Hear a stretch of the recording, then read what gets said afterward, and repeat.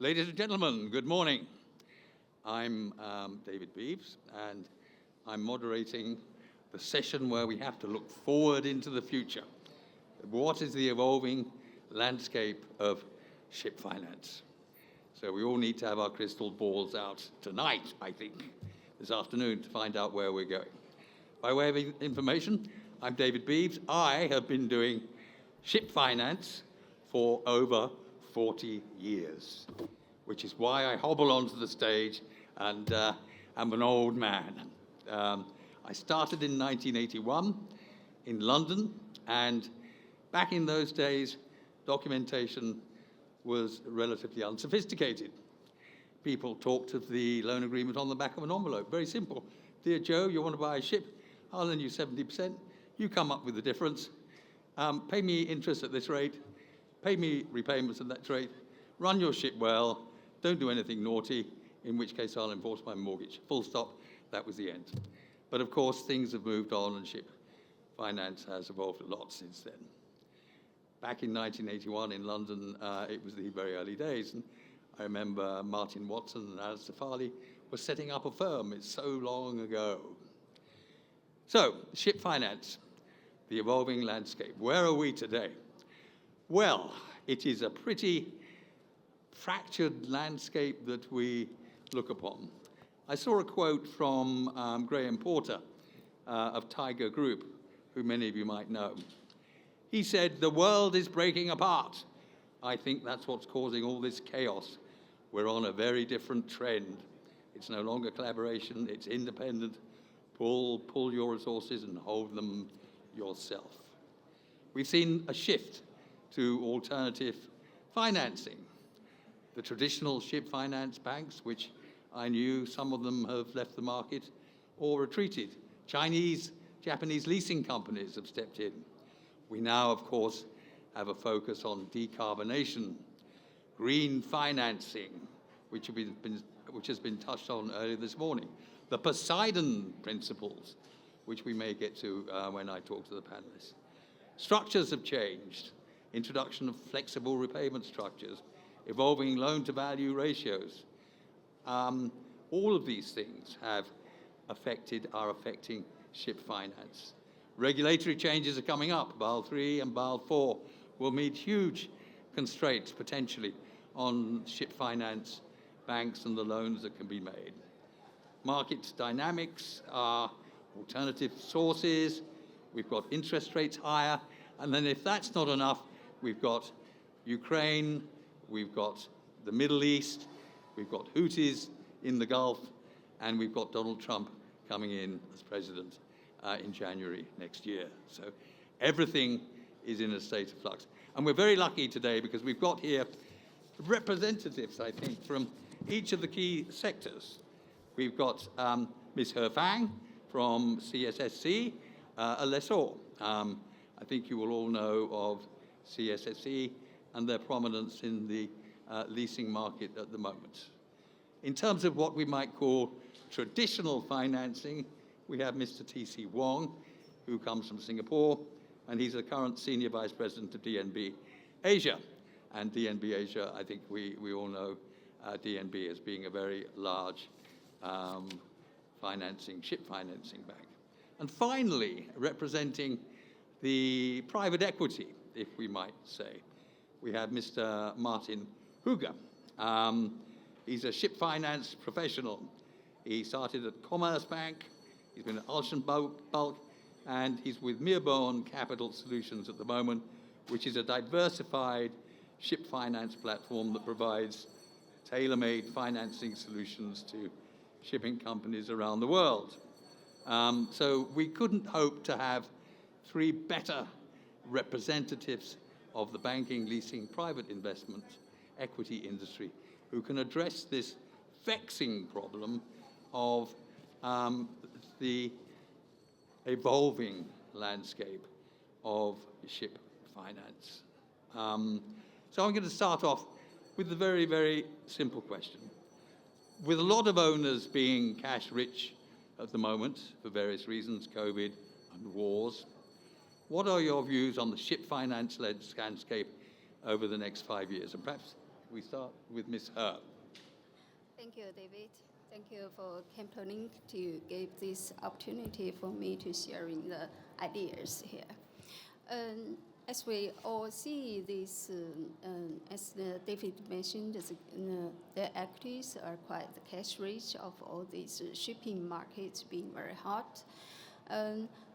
For the more finance are going back to the banks, and the leasing houses, of course, play another role. But for me, I think the bank finance and the leasing finance are quite two important arms. Let me see like this. And before 2008, we see all these finance are measured down by the banks.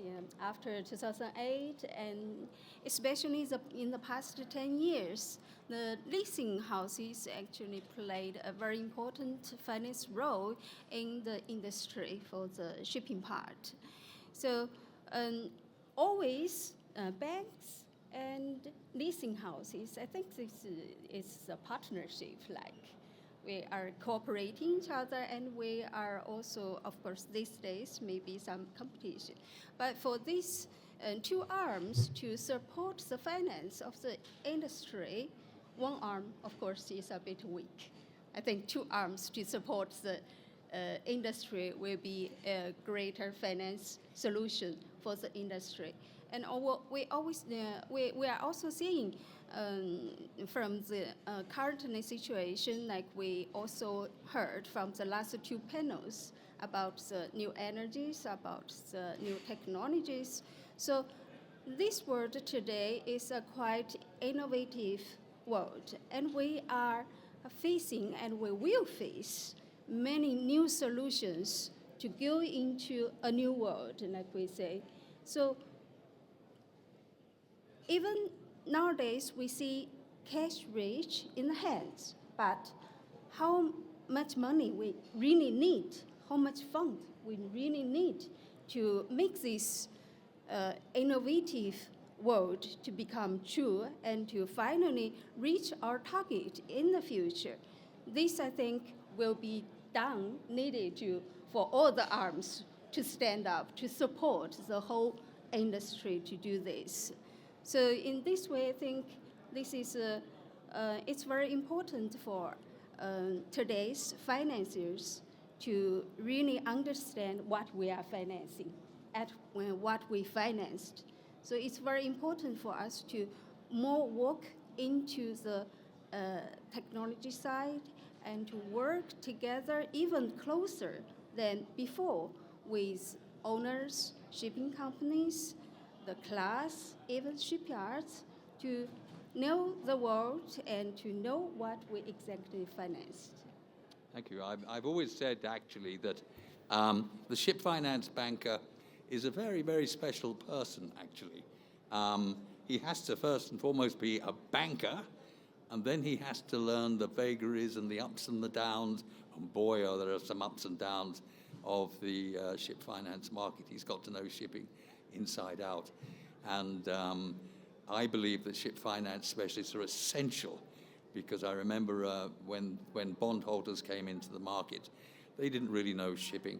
And if there was a downturn, they'd just call in their bonds. You need a relationship with your lenders. TC, can we have your view, please? Sure. Thank you, David. Good morning, everyone. Thank you for having me. Well, I think a lot of discussion this morning has been on the transition. So I think that will continue definitely to be an important part, not only for the next 5 years, probably for the next 25 years. And also, over the past few years, we do see a lot of liquidity, as you mentioned, both on the lender side and also on the borrower side. So that actually consequently actually reduced borrowing margins. So of course, then ship owners get to enjoy that. So for us, being what we will call a full-service bank, we not only rely on our lending capabilities, We also have been increasing our services on other parts of our services, other parts of our business. So that definitely includes M&A advisory. It includes equity services, both on the public and the private side. And for us, DNB, we are 35% Norwegian government-owned bank. We are AA rated. So we actually, for many of our clients in shipping, we have more deposits than lending. So that is also a big part of service that we provide. Thank you, TC. Lease financing has come to the fore over the last few years, but we get straws in the wind that traditional debt financing may be on the way back in a limited form. Do you have any view about that? Yeah, well, being a European bank, I think Basel IV, which we might get into more discussion later, could be a short-term impact. I would say many European banks might be suffering from increased capital costs in the short term because EU is bent on introducing this earlier than the rest of the world. So in terms of traditional shipping banks, as far as European banks go, it might not be the case in the short term. For DNB, though, our Norwegian regulator had been quite strict with us capital-wise.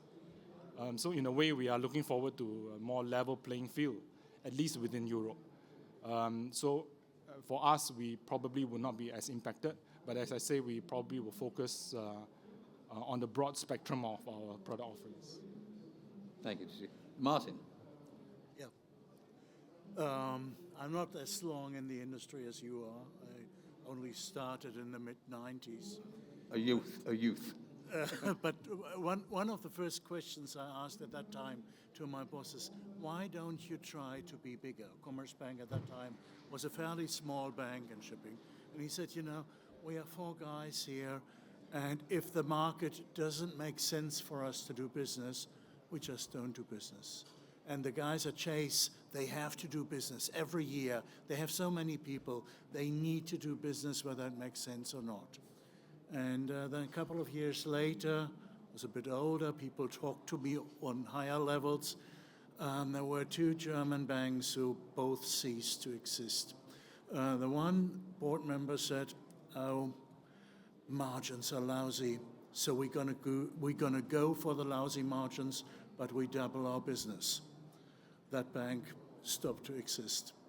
The other bank took a different approach. It said, markets are lousy. We take higher risks. We want the risk that is slightly more aggressive so that we can continue to make money. Also, that bank, a little bit later, exited shipping. So what I hope for the banks and all of us around is that we have the discipline to only finance projects that are sense-making and let our people kill flies if there's nothing else to do, rather than do nonsense, increase the risk, lower the price, and do stupid transactions that no one gets any benefit out of. Thank you. I'll follow up on this. Given that there is considerable liquidity in the finance market and that owners have been generating significant cash, are you seeing any creative financing or product offerings coming up out of the shipping industry? Are the lenders becoming more creative? As we start with you, Martin. Well, I don't really see a lot of innovation in shipping over the last 20 years. At the end of the day, we are providing money to people to buy a vessel, to build a vessel, and we look at how the money is coming back. We hope it comes back in full and the owner makes some money on the way. We call it sometimes green finance, which then has some extra covenants and a slightly lower margin. We call it lease, only to go back to the banks and refinance the leases with the banks on a senior level. So I haven't seen much real innovation in shipping, in ship finance. TC? Well, I guess the best innovation that ship owners appreciate would be a lower margin. But I guess Yeah, well, like Martin mentioned, there are, for example, sustainability-linked loans are one feature that is quite common amongst loans nowadays. There has been green loans, green bonds. These are a bit more tailor-made to the use of proceeds, where the use of proceeds has to go directly towards zero emissions, basically, solutions, which is, as we know, not readily available in shipping. So for DNB, we recently announced what we call the Transition Financing Framework, which induces the ship owner towards using the proceeds towards making the transition.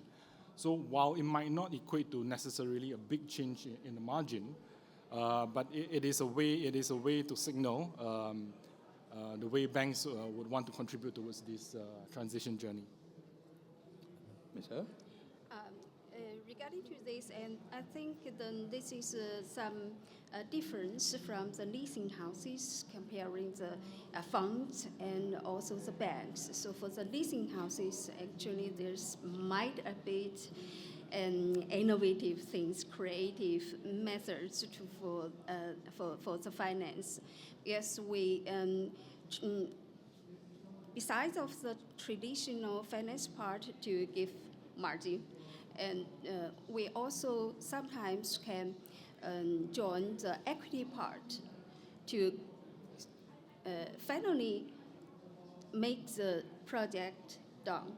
So I think this is the advantage of the leasing houses these days to just a bit different than the traditional finance.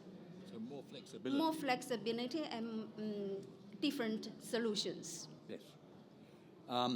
Are lenders looking more favorably at any particular area of shipping for investment now, moving forward into the future? Ms. Ho?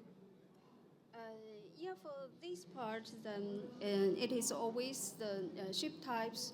We, as a finance, we will not put all the eggs into one basket.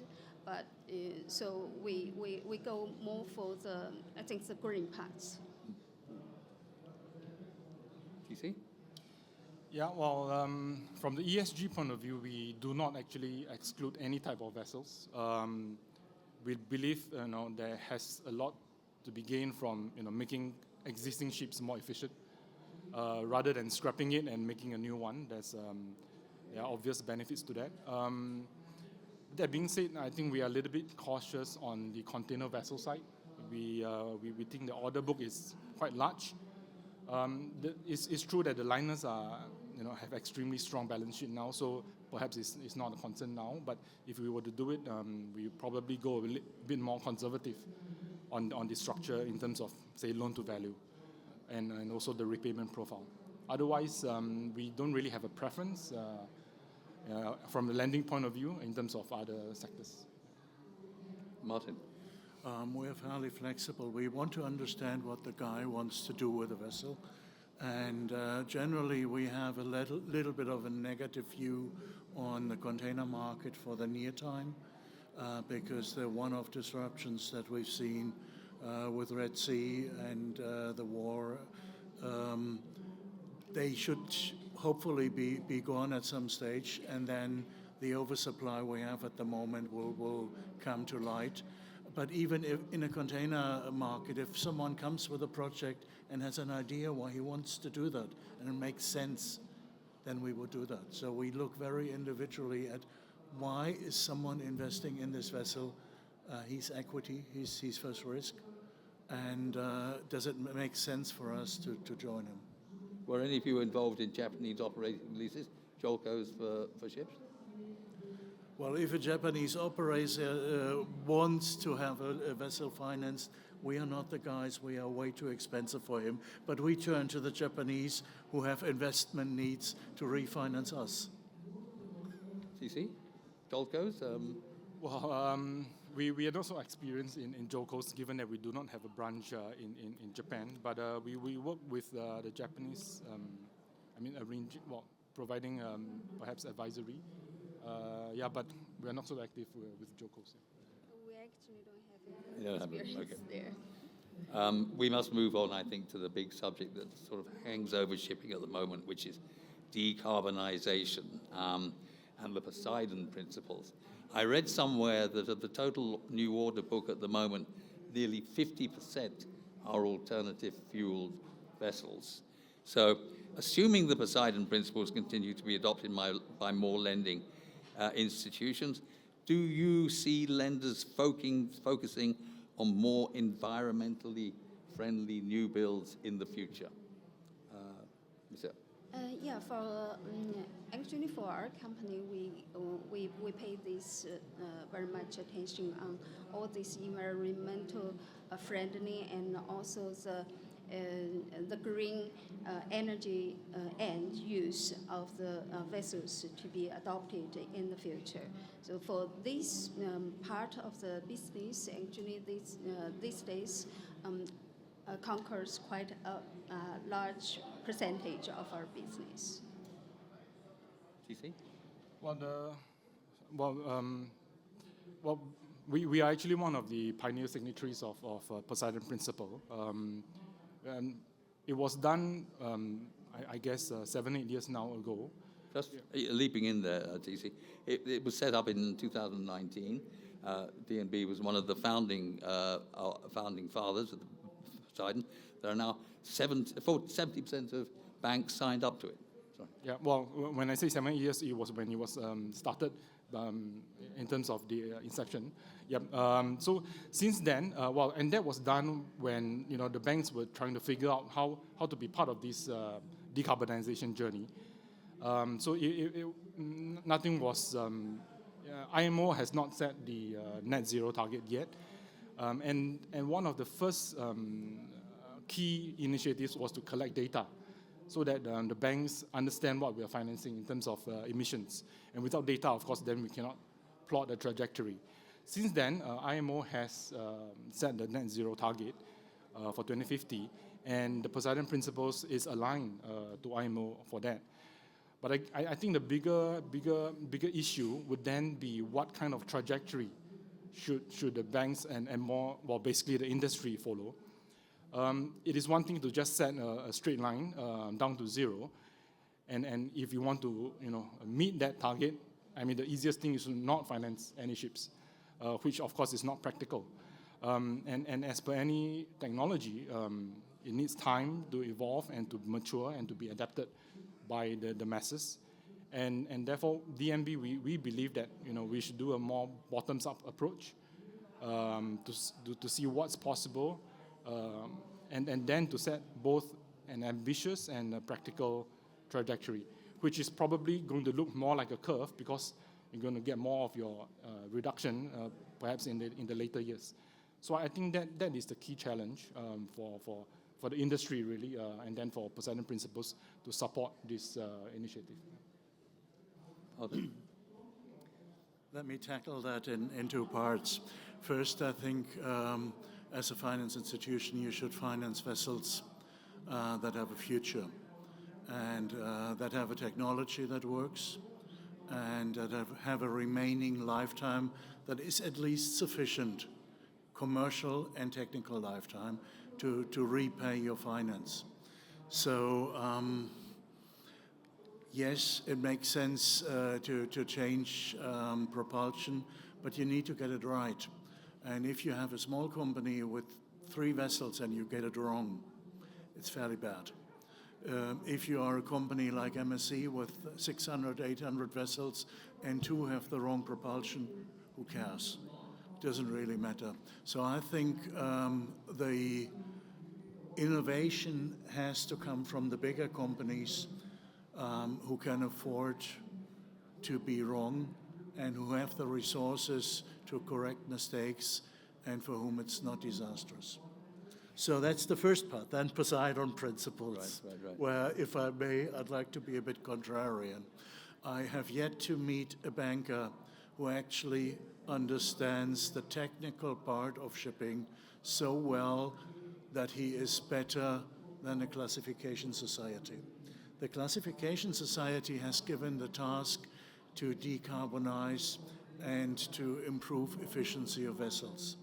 I don't think it's the job of banks to second guess what the technicians and the classification societies are doing, and to impose some kind of principles that will, at the end of the day, just create bureaucracy for everyone. I think there's a general feeling, and I hope in the industry, that 2030 is going to slip a little bit, and that therefore we might have a little bit more time on this subject. Any views on that? Yeah, I think actually for the next 5 years, it is quite interesting to see how all these things need to go, to which direction, to really, like we are talking about the new energies, ammonia, methanol.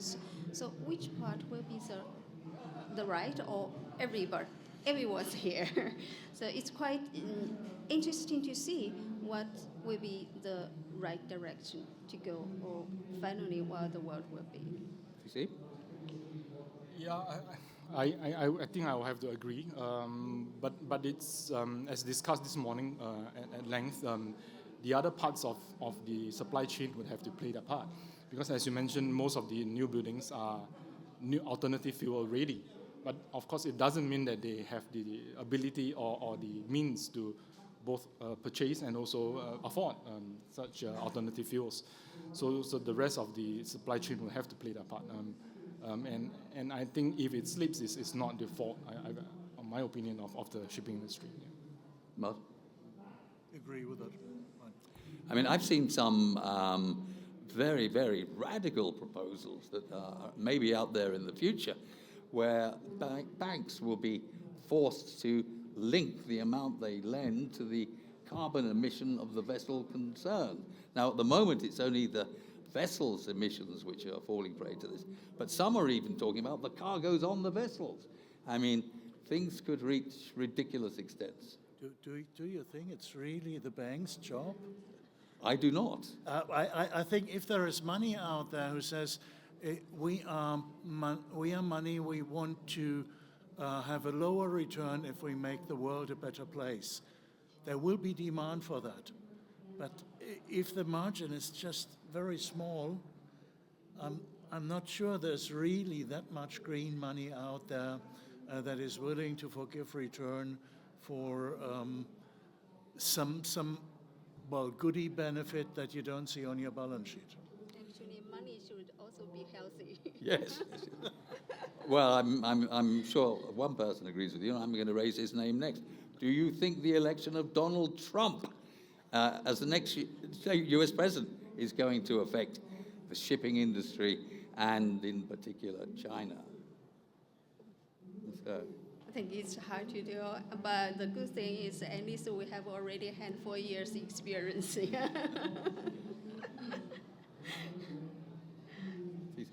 Yeah, well, given that this is the second time, the world is probably a little bit more prepared. But both parties in the U.S. seems to be quite aligned in terms of at least the attitude towards China and the policy probably. What may change is the trade patterns that where manufacturing might again, the weight of it might be out of China, given that there is a likelihood of further increases in the tariffs. So there might be some changes in, for example, Trans-Pacific route might reduce, and then the North-South capacity might have to increase.